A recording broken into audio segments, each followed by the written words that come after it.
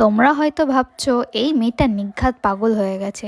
তাহলে এত সুন্দর মায়ের করা এই মুখটা কেন মুছে বেকার একটা কি আঁকছে?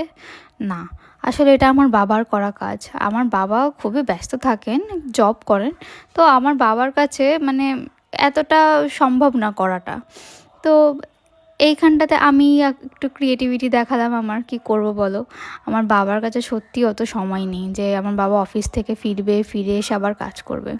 তোমাদেরকে একদিন আমার বাবার হাতের লেখা দেখাবো। যদি তোমরা হাতের লেখা দেখো তাহলে বুঝতেই পারবে না কোনটা ছাপানো আর কোনটা হাতের লেখা। মানে যাই হোক, ক্রিয়েটিভ মানুষ।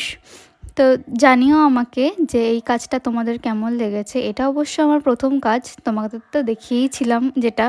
এটা আর একটা থালাবাটির সেট ছিল, তো সেটা আমি নিজের মতনই করার চেষ্টা করেছি।